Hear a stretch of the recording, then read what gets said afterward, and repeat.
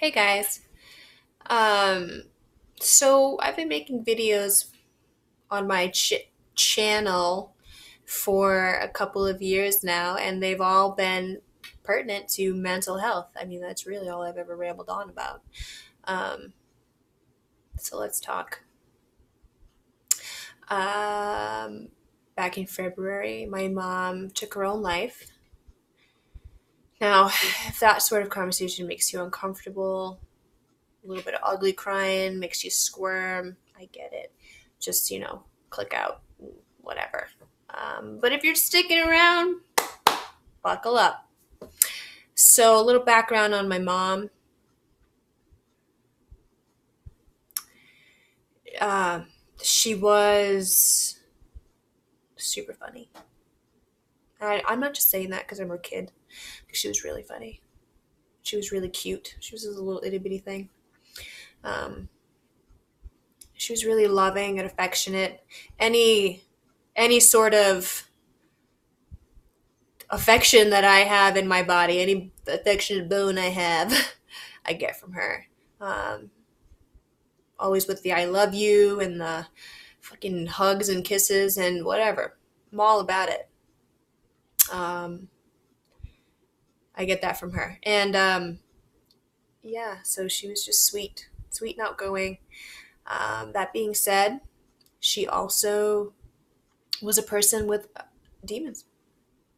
She had you know, a traumatic life, and she carried it around with her. It's just what she did. Some people are just that way, and that's one of the people. That's what she did. No, I don't ever fault her for it. Never did. But there's a hair on my face, and it is making me itchy. Um. Anyway, so that's important to know that there's some background there of mental health issues. Um, Now, back in 2012. All right, hold on. So she had been sick. She got sick in 2006, and there's really no like label I can put on it. There's no, it's not like she had cancer or something like that. It was just one issue after another, and it made her life challenging. I mean, holy crap, guys! Like, I would say from 2006 until she died, she probably had, God, 30 surgeries, big surgeries to fix things that just weren't getting fixed. They made her life difficult. There were periods of time where she had seizures. There were periods of time where they put her on so much pain medication she was just like in la la land. Like, it was just a rough fucking road for her and for all of us, because we went through it with her. Not quite the same, but I was by her side. So that's also a part of it. Um,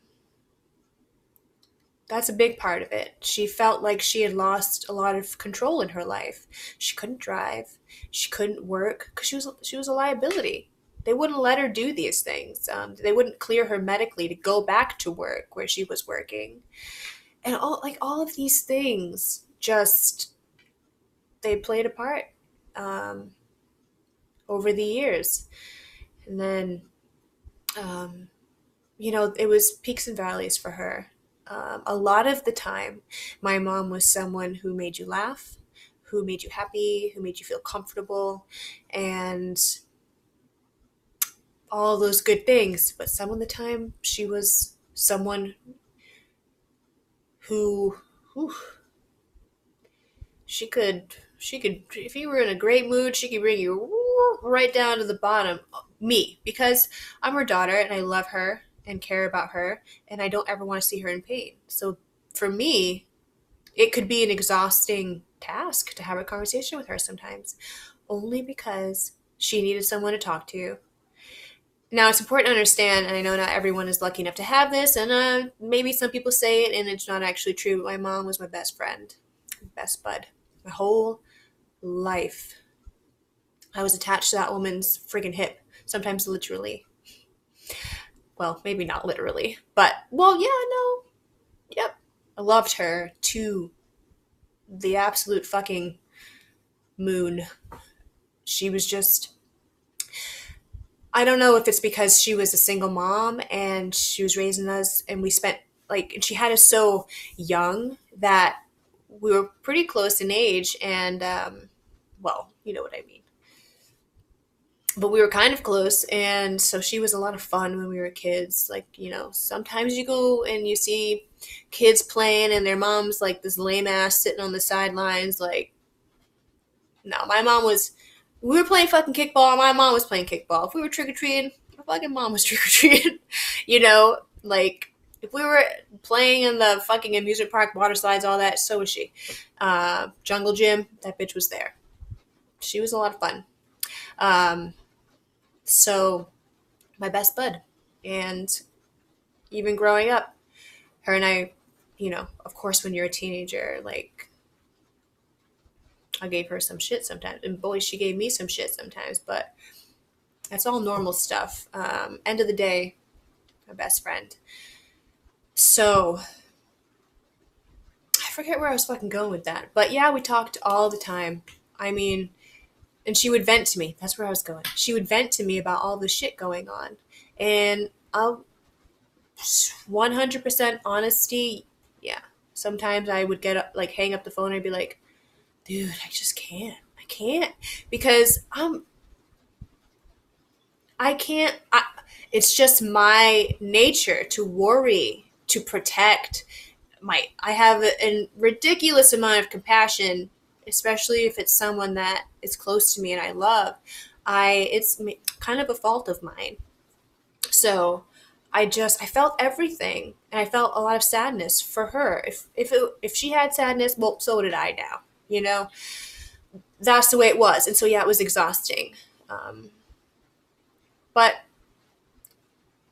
it was it in no way negated how beautiful our relationship was and how beautiful she was and how important she was, not just to me but to a lot of other people. But it's just important to know that yeah, she did struggle, and that there was some underlying mental health issues, and when you topped it off with the sickness and the lack of control and freedom, um, I mean, that's why it happened. Now, initially, after she died and I had thought about it, I thought, well, if I do talk about it, maybe I'll talk about suicide. But, like, what the fuck do I know? I don't know anything. Um, and that's a cat. Um, I don't know. I can only speak from my experience, and even so, my experience is only mine. I can't speak for her. I could tell you about the things that went down and things that I knew, but what was going through her mind in the weeks leading up, in the days leading up that day, I don't know. I have an idea, but I don't truly know. And another thing that I've spent a lot of time wondering about. Okay, it's not a giraffe; it's a cat. But the tail. Maybe nobody understood what I meant by that. She's got a giraffe tail. Okay, so I'm going to talk about my experience because that's what I do. Who else could I speak on? To. You know what I mean. Um, I can only really talk about me and what I know and what I experienced. So that's what I'm going to do. Um, I learned a lot about me through this process. And I don't want to sound like a selfish little shit when I start talking about this. So bear in mind that I'm talking about me because I don't know who else to talk about. um, and yeah, all right. So after she died, I'm gonna, I'm gonna, I'm not gonna go into a shit ton of details and bore the fuck out of you, okay? There are a lot of important details in there. Just gonna gloss over it. So,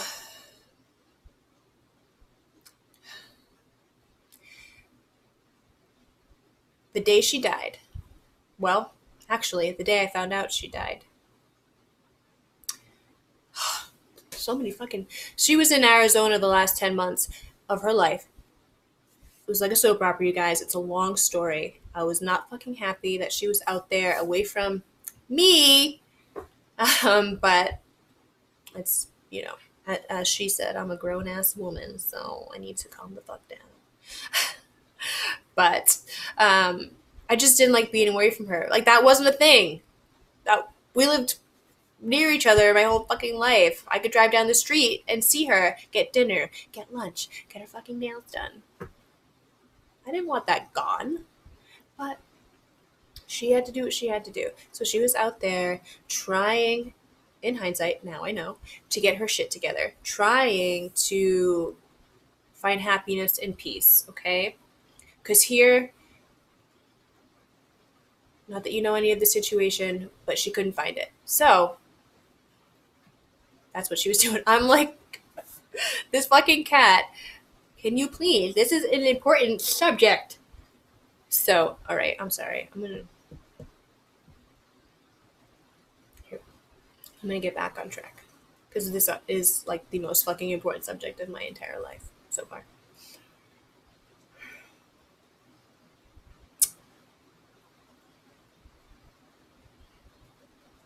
Anyway, she was out there in Arizona trying to find peace, happiness. And I really actually thought she did find it. I thought that she was actually the happiest I'd seen her in a long time. And I was waiting for her ass to come home and spend time with me and stay with me. And I'm not sure how long she was going to stay. She had a thing out there with a gentleman she had known for a very, very long time. A back and forth kind of thing that doesn't matter. I wasn't sure what was going to happen, but she was going to come stay with me and figure that out because over there was too far that she had decided. So they were going to figure out what was going to happen. But either way, I was waiting for her to come home and stay with me. And she seemed happy. But in the month before her death, looking back, I can see that there was a shift. She had become a little bit distant. She had this sense of hopelessness about her. But with her history, you kind of, it's easy to kind of overlook it. But in hindsight, yeah, I could see it. I could see that she was hopeless. So,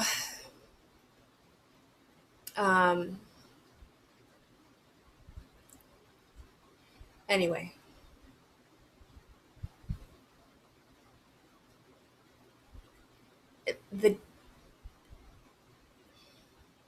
this shit's gonna be all over the place. I'm sorry, but after I found out about her death, I was in shock, like absolute shock. It was not real. Like, and even today, I can tell you that some days it's like it's not real. Like, I'm gonna pick up the phone, she's gonna answer it. That's how it feels. Um, she does not answer it, so yes, it is very real. Um, but for a month after she died, I like existed in this in between where it didn't happen, but yet I'm going to, in my mind, I can fix it. I can go back in time and change it. I'm going to fix it. I'm going to go back to that last conversation we had and I'm going to fix it. So that's where I stayed for about a month. Um, and I kind of was just like the Walking Dead. Like, if I wasn't, I guess I really wasn't like the Walking. Well, I was partially, and then there would just be these outbursts of just like sobbing, like crying, like I had never cried before, and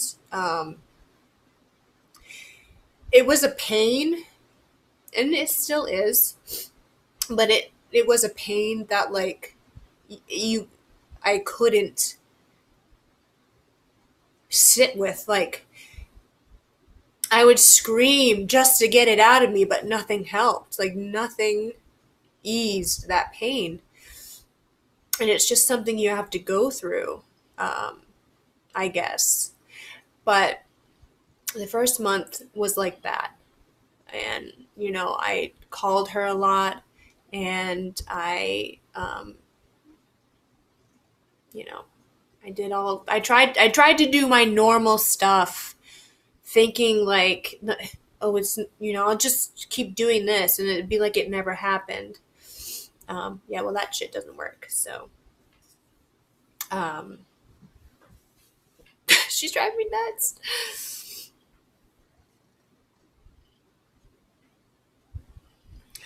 I'm about to evacuate her from this room. All right. Um, so then it was like the fucking earth shifted, and I was in a valley of just like darkness. Like,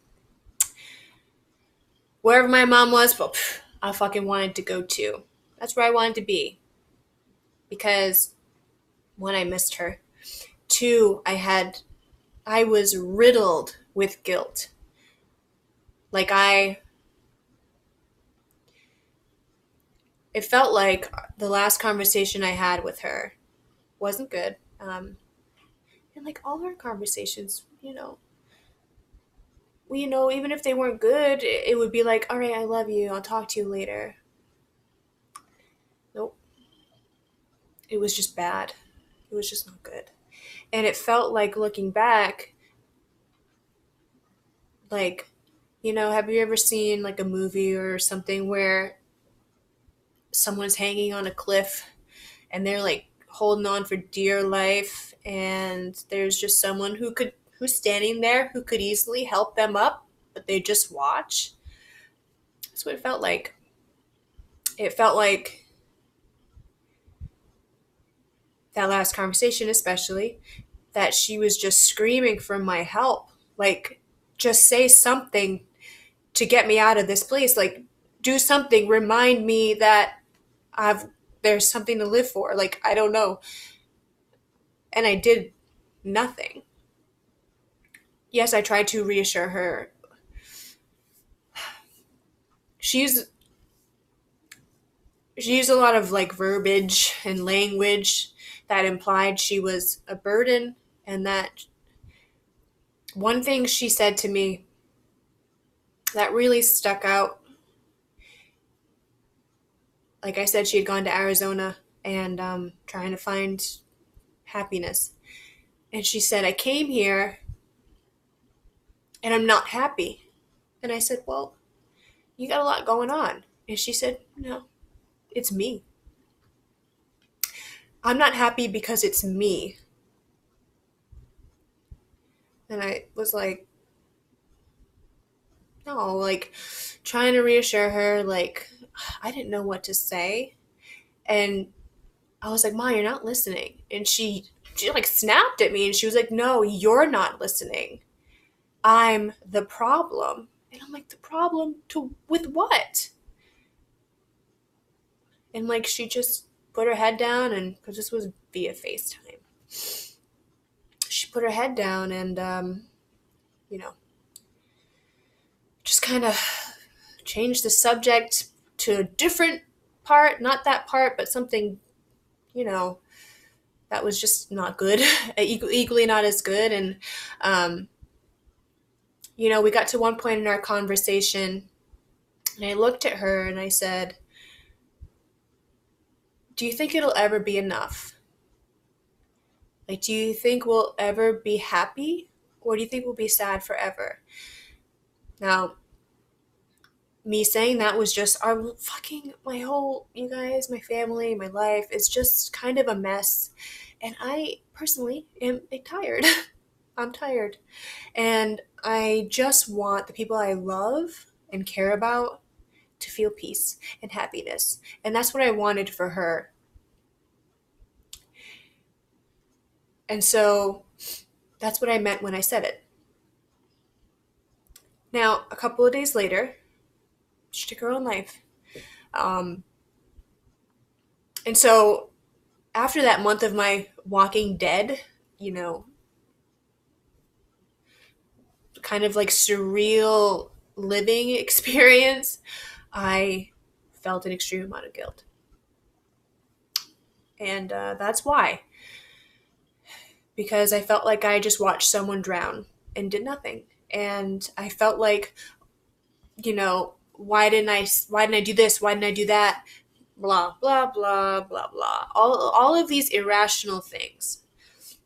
Mostly irrational. I mean, I was not very nice to myself. And I just was not in a good place. And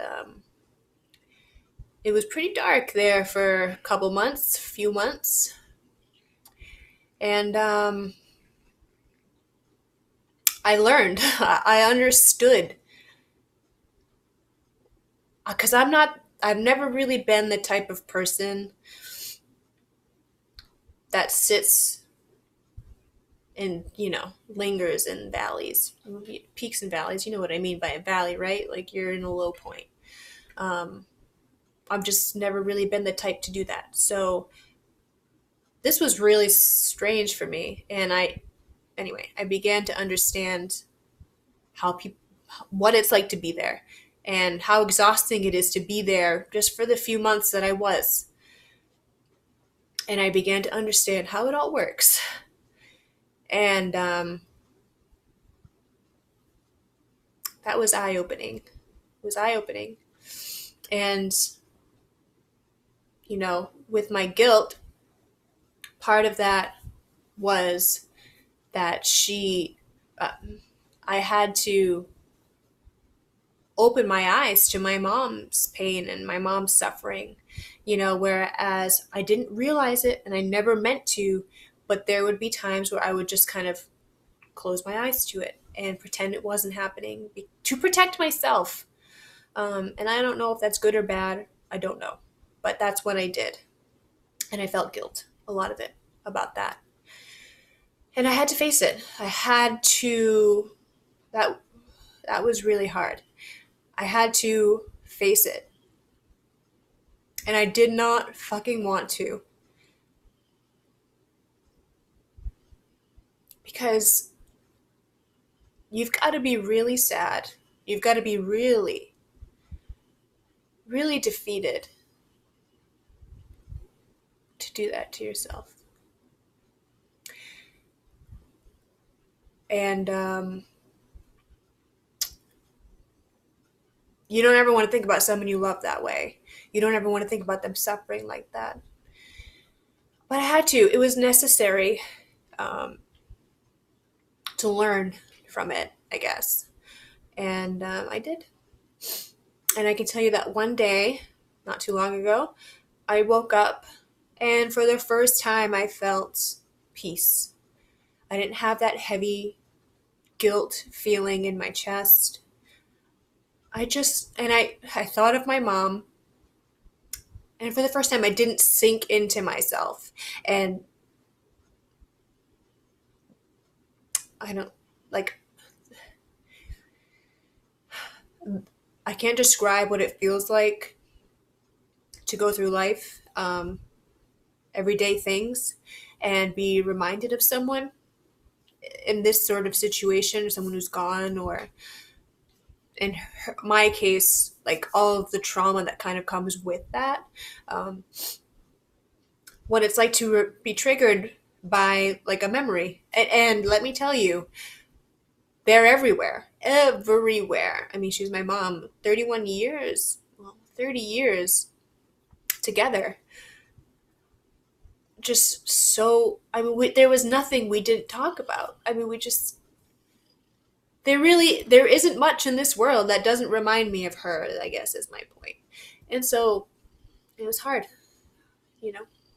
getting through the day. And but for the first time, I thought about her and I smiled. And I felt peace. And shit, that felt good. Like, oh shit, like I let go of that guilt. I'm still fucking sad. I miss her like crazy. But the guilt and this like pseudo bargaining I was doing to change it and whatever else was was gone. I mean, not entirely. I feel bad, but that was gone. And I just in that moment I had some clarity. I felt like, okay, all right, I'm not responsible for this. Like I I love you and I miss you, but what you did, you did. You chose that.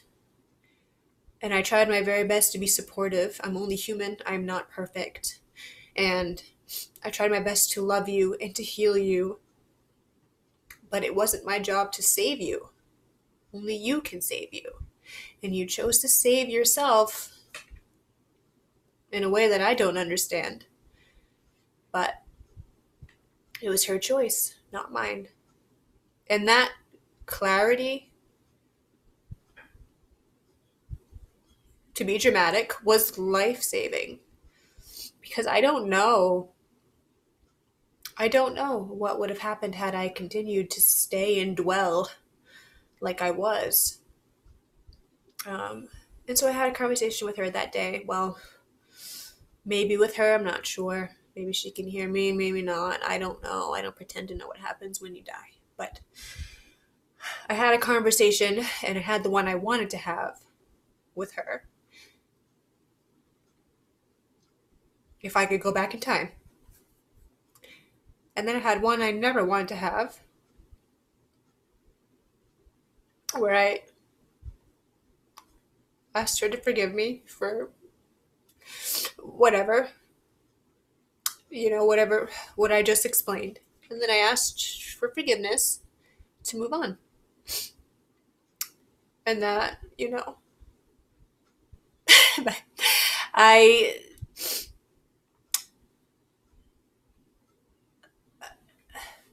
I never, of course, never wanted to find happiness and peace and love and joy in a world where my mom isn't. And maybe that sounds dramatic to some of you, like, I don't know, but that's my life.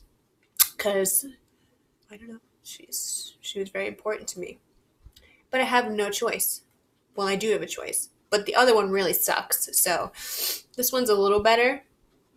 I guess I just get to move forward with her in my heart. And that's it. That's it. And it sucks because you want so badly to not have to do it. You want her to just come back, or you want to change things, or you don't want to feel it. You want to check out, whatever. So it was hard. But anyway, it's been a fucking ride, you guys. Like, it's been wild. I don't think I provided any helpful information. I always try to do that. But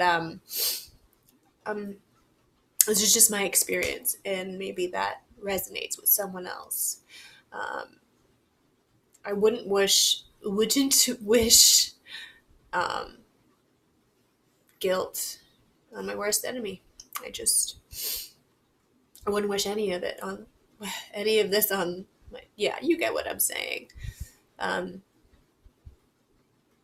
There's so much to say, and I know I've left a lot out, but geez, this video is fucking long as hell. And it's just me, like, saying and crying, so sorry about that. But yeah, that's what's been going on over here for the last, almost 6 months here. And I don't know, man. I have so much to say. Maybe something will come up. Maybe I will come up with a more cohesive video. But until then, bye.